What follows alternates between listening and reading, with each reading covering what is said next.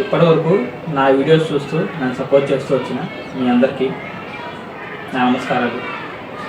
Hi friends, నేను మీ Mahesh and welcome back to my channel SS astrology. మనం previous వీడియోలో గురుగ్రహం ఆరోభావం ఉంటే ఏ ఫలితాలు ఇస్తాడు అనే విషయాన్ని అయితే చూసాము. ఇప్పుడు మనం ఈ వీడియోలో ఈ రాహు 12వ స్థానం ఉంటే ఎలా ఉంటుందని ఈ రాహు గ్రహం సిరీస్లో ఈ లాస్ట్ వీడియో గురించి మనం డిస్కస్ చేయబోతున్నాము. ముందుగా ఈ 12వ స్థానం మనం ఒక దుస్థానంగా తీసుకుంటాము.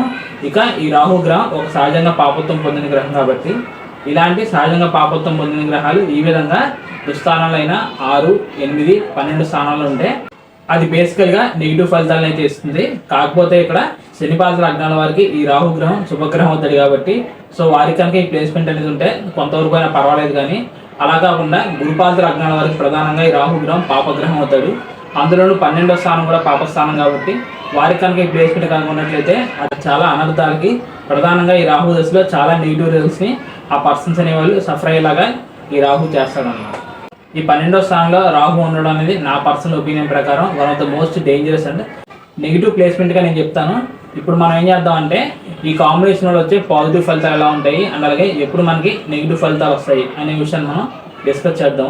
ఒకవేళ రాహు గ్రహం మీ లగ్నానికి శుభ్రంగా ఉండి ఆ 12వ స్థానంలో బలంగా ఎటువంటి మీ లగ్నానికి పాపగ్రహాలతో ఎఫ్లిక్షన్ గురి కాకుండా కనుక ప్లేస్ అయినట్లయితే అప్పుడు ఈ రాహు గ్రహం ఆ 12వ స్థానంలో పాజిటివ్గా పనిచేసే అవకాశాలు ఉంటాయి. ఈ 12వ స్థానం మనం వ్యయ స్థానంగా లాసెస్ గురించి, హైయర్ లెవెల్ ఆఫ్ స్పిరిచువాలిటీ గురించి, ఫారెన్ ల్యాండ్స్ గురించి, హాస్పిటల్స్ గురించి, జైల్స్ గురించి వీటి గురించి ఇండికేట్ చేస్తుంది. ఇటువంటి స్థానంలో ఇప్పుడు రాహు గ్రహం పాజిటివ్ ఉండడం వల్ల ఈ పర్సన్స్ అనే వాళ్ళకి ముందుగా ఒక strong and higher level of imagination అక్కడ రాహు గ్రహం ఇస్తాడన్నమాట. అందరిలా కాకుండా ఒక డిఫరెంట్ వేలో ఆలోచించి ఏ ప్రాబ్లంకైనా సొల్యూషన్ ఇచ్చే కెపాసిటీ అనేది ఈ పర్సన్స్ అనే వాళ్ళకి ఉంటుంది. దీని కారణంగా ఈ పర్సన్స్ అనేవాళ్ళు ఏదైనా క్రియేటివ్ ఫీల్డ్లో కానీ లేకపోతే ఇమాజినేషన్ సంబంధించిన ఫీల్డ్స్లో రాణించే అవకాశాలు అనేవి ఉంటాయి. ఇంకా ఈ 12వ స్థానంలో ఉన్న రాహు ఏం చేస్తాడంటే ఆ 12వ స్థానాన్ని కంప్లీట్గా డామినేట్ చేసి ఆయనే కంట్రోల్ తీసుకుందామని చూస్తాడు. కాబట్టి దీని కారణంగా ఈ పర్సన్స్ అనే వాళ్ళకి ఫారెన్ ల్యాండ్స్ మీద బాగా ఇంట్రెస్ట్ అనేది క్రియేట్ అయ్యేలా చేస్తాడు. అందుకని ఈ ప్లేస్మెంట్ ఉన్న వాళ్ళు వాళ్ళ నేటివ్ ప్లేస్లో కాకుండా చాలా దూరంగా వెళ్ళి సెటిల్ అయ్యే ఛాన్సెస్ అనేవి ఉంటాయి. ఇంకా మీ చార్ట్లో దశమానికి వ్యయానికి ఏదైనా కనెక్షన్ అనేది ఫామ్ అయ్యి ఈ విధంగా రాహు గ్రహం 12వ స్థానంలో కనుక ఉన్నట్లయితే ఈ పర్సన్స్ అనేవాళ్ళు అప్పుడు ఖచ్చితంగా ఫారెన్ ల్యాండ్స్లోకి వెళ్ళి జాబ్ చేసే అవకాశాలు అనేవి ఉంటాయి. ఒకవేళ ఇండియాలో ఉన్నప్పటికీ ఫారెన్ క్లయింట్స్తో రిలేషన్స్ అనేవి మెయింటైన్ చేస్తారు. అంటే నైట్ షిఫ్ట్స్లో వర్క్ చేయడం వచ్చు, లేకపోతే పర్మనెంట్ ఫారెన్ సెటిల్మెంట్ని కూడా ఈ ప్లేస్మెంట్ అనేది ఇస్తుంది అనమాట. ఒకవేళ మీ లగ్నానికి రాహుగ్రహం పాపగ్రహం ఉన్నా లేకపోతే 12వ స్థానంలో బలహీనంగా ఉంది ఇంకా మీ లగ్నానికి పాపగ్రహాలతో ఏదైనా ఎఫ్లిక్షన్ కారణంగా గురైనట్లయితే అప్పుడు ఖచ్చితంగా ఈ రాహుగ్రహం 12వ స్థానం సంబంధించిన విషయాల్లో చాలా నెగిటివ్గా పనిచేయడం అనేది జరుగుతుంది. దీని కారణంగా ఈ పర్సన్స్ అనే వాళ్ళకి ఈ రాహు దశలనే వచ్చినప్పుడు చెప్పలేనంత ప్రాబ్లమ్స్లోకి వాళ్ళు వెళ్ళిపోయే అవకాశాలు ఉంటాయి. అంటే వ్యక్తిగతంగా కానీ లేకపోతే ఫైనాన్షియల్గా కానీ చాలా లాసెస్లోకి వెళ్ళిపోయే ప్రమాదం అనేది ఉంటుంది. దీని కారణంగా ఈ పర్సన్స్ అనే వాళ్ళకి మేజర్గా మెంటల్ హెల్త్ ఇష్యూస్ అనేవి క్రియేట్ అవుతాయి. ఈ విధంగా అన్ని రకాలుగా అనేక విధాలుగా ఈ రాహు గ్రహాన్ని తీవ్రంగా ఇబ్బంది పెట్టే అవకాశాలు అనేవి ఉంటాయన్నమాట. ఈ ప్లేస్మెంట్ కారణంగా ఈ పర్సన్స్ అనేవాళ్ళు బ్యాడ్ హ్యాబిట్స్కి, నెగిటివ్ ఎడిక్షన్స్ కూడా గురయ్యే అవకాశాలు అనేవి ఉంటాయన్నమాట. తర్వాత మనం రాహు గ్రహం యొక్క దృష్టి విషయానికి వచ్చినట్లయితే ఈ 12వ స్థానంలో రాహు యొక్క పంచమ దృష్టి అనేది డైరెక్ట్గా 4th హౌస్ మీద ఉంది. ఈ 4th హౌస్ మనం మాతృస్థానంగా మన ఇంటి గురించి, వాహనాల గురించి, మన ప్రైమరీ ఎడ్యుకేషన్ గురించి, కంఫర్ట్స్ గురించి, లగ్జరీస్ గురించి వీటి గురించి ఇండికేట్ చేస్తుంది.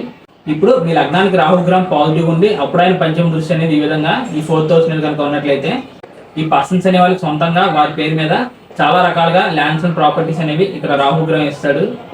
వీళ్ళుండే ఇంట్లో కూడా వీళ్ళు మంచి కంఫర్ట్స్ని అండ్ అలాగే లగ్జరీకి సంబంధించిన ఫర్నిచర్ని మెయింటైన్ చేసే అవకాశాలు అనేవి ఉంటాయన్నమాట. ఇప్పుడు అలా కాకుండా మీ లగ్నానికి రాహుగ్రహం నెగిటివ్ ఉండి అప్పుడు ఆయన పంచమ దృష్టి అనేది ఈ విధంగా ఈ 4th స్థానం మీద కనుక ఉన్నట్లయితే ముందుగా ఆ 4th స్థానానికి సంబంధించిన కారకత్వాన్ని అయినా దెబ్బతీస్తాడు. కాబట్టి దీని కారణంగా ఈ పర్సన్స్ అనే వాళ్ళకి ఏదో రకంగా వాళ్ళ మదర్తో రిలేషన్ అనేది ఎఫ్లిక్షన్ గురే అవకాశాలు అనేవి ఉంటాయి. అంటే ఒక రకంగా వాళ్ళ మదర్ నుంచి రావాల్సిన సపోర్ట్ అండ్ లవ్ అవ్వచ్చు, లేకపోతే తల్లి ద్వారా వచ్చే ఆస్తులు అవ్వచ్చు, ఇవన్నీ ఈ పర్సన్స్కి దూరం అవ్వచ్చు. ఇంకా ఈ 4th స్థానం అనేది మన నెగిటివ్ ప్లేస్ని ఇండికేట్ చేస్తుంది. కాబట్టి ఇప్పుడు ఈ రాహుగ్రహం నెగిటివ్ ఎనర్జీ వల్ల దీని కారణంగా ఈ పర్సన్స్ అనే వాళ్ళకి వాళ్ళ నెగిటివ్ ప్లేస్ ని చాలా దూరంగా వెళ్ళే అవకాశం ఉంటుంది. అండ్ అలాగే వీళ్ళకి ఎన్ని ప్రాపర్టీస్ ఉన్నా, ఎన్ని హౌసెస్ ఉన్నా వాళ్ళ సొంత ఇంట్లో ఉండడం అనేది చాలా కష్టంగా మారే అవకాశాలు అనేవి ఉంటాయన్నమాట. ఇదే విధంగా ఈ పర్సన్ చేసే ప్రైమరీ ఎడ్యుకేషన్లో చాలా సడన్ చేంజెస్ అనేవి ఉంటాయి. అంటే కొంతకాలం వీళ్ళు ప్రైమరీ ఎడ్యుకేషన్ అనేది ఒక ఊర్లో కంటిన్యూ అయితే రిమైనింగ్ ఎడ్యుకేషన్ అనేది వేరే డిఫరెంట్ టైప్స్ ఆఫ్ స్కూల్స్లో జరగడం కానీ లేకపోతే వీళ్ళు సడన్గా ప్లేస్ మారడం వల్ల వేరే ఊర్లో కంటిన్యూ అవ్వడం కానీ ఈ విధంగా జరిగే అవకాశాలు ఉంటాయి. ఇక తర్వాత ఈ రాహు యొక్క 9వ దృష్టి అనేది అక్కడ 8వ స్థానం మీద ఉంది. ఈ 8వ స్థానాన్ని కూడా ఒక దుస్థానంగా మన లైఫ్లో జరిగే సడన్ చేంజెస్ గురించి, సీక్రెట్స్ గురించి, మిస్టరీస్ గురించి, వీటి గురించి ఇండికేట్ చేస్తుంది. ఇప్పుడు మీ లగ్నానికి రాహు గ్రహం పాజిటివ్ ఉంది, అప్పుడు ఆయన 9వ దృష్టి అనేది ఈ విధంగా 8వ స్థానం మీద కనుక ఉన్నట్లయితే ఈ పర్సన్స్ అనేవి ప్రధానంగా ఈ రాహు దశ వచ్చినప్పుడు అనుకోకుండా సడన్ గా వాళ్ళ లైఫ్ లో గ్రోత్ అనేది, వ్యక్తిగతంగా మంచి పేరు ప్రఖ్యాతులు అనేవి క్రియేట్ అవ్వడం కానీ, లేకపోతే ఫైనాన్షియల్ గా మంచి పొజిషన్ లోకి వెళ్ళడం, ఈ విధంగా పాజిటివ్ ఫలితాన్ని అక్కడ రాహు గ్రహం ఇస్తాడు. ఇప్పుడు అలా కాకుండా మీ లగ్నానికి రాహు గ్రహం నెగిటివ్ ఉంది, అప్పుడు ఆయన 9వ దృష్టి అనేది ఈ విధంగా 8వ స్థానం మీద కనుక ఉన్నట్లయితే అప్పుడు ఈ పర్సన్స్ అనే వాళ్ళకి ఈ రాహు దశలో విపరీతంగా ప్రాబ్లమ్స్ అండ్ ఇష్యూస్ అనేవి క్రియేట్ అవుతాయి. ఈ ప్లేస్మెంట్ కారణంగా ఈ పర్సన్స్ అనేవాళ్ళు చాలా సీక్రెట్స్ మెయింటైన్ చేస్తారు. వారికి సంబంధించిన విషయాలు అసలు ఎవరికి తెలియనివారు, కానీ ఎదుటి వారికి సంబంధించిన విషయాలన్నీ తెలుసుకోవడంలో చాలా కెపాసిటీ అనేది వీళ్ళకి ఉంటుంది. ఇదే విధంగా వీళ్ళకి తెలియని విషయాలు తెలుసుకోవడం పట్ల ఆసక్తి అవ్వచ్చు, లేకపోతే ఒక మైథాలజీస్ కానీ, హిడెన్ సైన్సెస్ కానీ, ఇటువంటి విషయాల్లో ఈ పర్సన్స్ అనేవాళ్ళు ఇంట్రెస్ట్ అనేది చూపించే అవకాశాలు ఉంటాయి అన్నమాట. రాహు మీకు పాజిటివ్గా కనుగొన్నట్లయితే ఇప్పుడు నేను చెప్పిన విషయాల్లో రిజల్ట్స్ అనేవి పాజిటివ్ వస్తాయి. ఇప్పుడు అలా కాకుండా మీ లగ్నానికి రాహు గ్రహం నెగిటివ్ ఉంది, అప్పుడు ఆయన దృష్టి అనేది ఈ విధంగా మీకు 8వ స్థానం మీద ఉంది. కాబట్టి దీని కారణంగా ఈ పర్సన్స్ అనేవాళ్ళు ఒక మిస్టీరియస్ పర్సన్స్ గా మనం చెప్పొచ్చు. అంటే వీళ్ళ క్యారెక్టర్ అండ్ బిహేవియర్ అనేది ఎవరికి అసలు ఏమాత్రం అర్థం కాదు. వీళ్ళు ఎప్పుడు ఎలా ఉంటారో వీళ్ళకే తెలియదు. ఒక్కోసారి వీళ్ళు మనతో మంచిగా ఉంటారు, తర్వాత ఏమవుతుందో ఎవరికి తెలియదు. సడన్ గా మన పట్ల నెగిటివ్ గా మారే అవకాశం అనేది ఉంటుంది. ఈ విధంగా ఇటువంటి టిపికల్ నేచర్ కూడా ఈ రాహు గ్రహం ఇస్తాడు. ఇక చివరిగా మనం ఒక ఎగ్జాంపుల్ తీసుకుని ఈ వీడియోని అయితే ఎండ్ చేద్దాం. నేను ఇక్కడ సింహలగ్నాన్ని ఎగ్జాంపుల్ తీసుకుని ఈ 12వ స్థానంలో రాహుని తీసుకున్నాను. ఈ లగ్నం అనేది గురుపాలక లగ్నం కిందకు వస్తుంది. సో ఆటోమేటిక్గా ఇక్కడ రాహు గ్రహం పాపగ్రహం అవుతాడు. ఇక స్థానబలం విషయానికి వచ్చినట్లయితే అది కర్కాటక రాశి అయింది కాబట్టి రాహు గ్రహం శత్రు స్థానంలో ఉన్నాడు. ఆయన శత్రు స్థానంలో బలహీనంగా ఉన్నప్పటికీ అక్కడ ప్లేస్మెంట్ అనేది 12వ స్థానం అయింది కాబట్టి ఎటువంటి యోగాలు ఫామ్ అవ్వకుండా ఇక్కడ 12వ అధిపతి అయిన చంద్రుడు కూడా బలహీనంగా కనుక ఉన్నట్లయితే అప్పుడు ఈ కర్కాటక లగ్నం వారికి ఈ రాహు దశ అనేది ఏమాత్రం అసలు యోగించదు.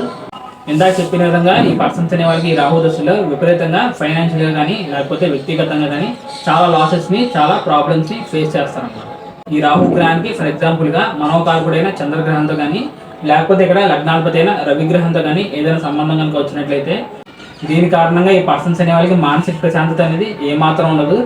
ఎప్పుడు వీళ్ళకి ఏదో రకంగా మానసికంగా టెన్షన్స్ అండ్ ప్రెజర్స్ అనేవి ఉంటూనే ఉంటాయి. ఇక్కడ లగ్నాధిపతి కూడా ఎఫెక్షన్ గురవడం వల్ల ఈ పర్సన్స్ అనేవాళ్ళు ఎప్పుడు ఏ విధంగా ప్రవర్తిస్తారో ఎవరూ చెప్పలేదు. ప్రధానంగా ఈ పర్సన్స్ అనేవాళ్ళు ఈ రాహు దశ వచ్చినప్పుడు తొందరపడి రాంగ్ డెసిషన్స్ అనేవి తీసుకోవడం వల్ల బాగా నష్టపోయే ప్రమాదాలు కూడా ఉంటాయన్నమాట. ఈ విధంగా ఇప్పుడు మనకి 12 ఉన్న రాహు గ్రహం నెగిటివ్ ఎనర్జీ అనేది తగ్గాలంటే ముందుగా ఈ 12వ స్థానానికి అధిపతి అయిన ఈ చంద్రగ్రహం చాలా మంచి పొజిషన్లో అయితే తప్పకుండా ఉండాలన్నమాట. అలా అని చెప్పి కర్కాటక రాశిలోనే స్వక్షేత్రంలో ఈ రాహు గ్రహంతో బలంగా ఈ చంద్రగ్రహం కలిసిన అప్పుడు ఈ చంద్రగ్రహానికి ఎటువంటి స్వక్షేత్ర బలం అనేది రాకపోగా ఈ చంద్రగ్రహం కూడా నెగిటివ్గా పనిచేయడం జరుగుతుంది. అందుకనే ఇలా స్వక్షేత్రంలో కాకుండా ఏదైనా మిత్రరాశిలో అయినా పర్వాలేదు, లేకపోతే ఉచ్చులో ఉన్నా అది చాలా వరకు మంచి విషయంగా మనం చెప్పొచ్చు. అండ్ అలాగే ఈ సింహ లగ్నానికి ఇంకా శుభగ్రహాలైన గురు కుజగ్రహాల యొక్క ప్రత్యేక దృష్టి అనేది ఈ రాహు గ్రహం మీద కనుక ఉన్నట్లయితే అప్పుడు కూడా ఈ రాహు గ్రహం యొక్క నెగిటివ్ ఎనర్జీ అనేది చాలా వరకు తగ్గుతుంది.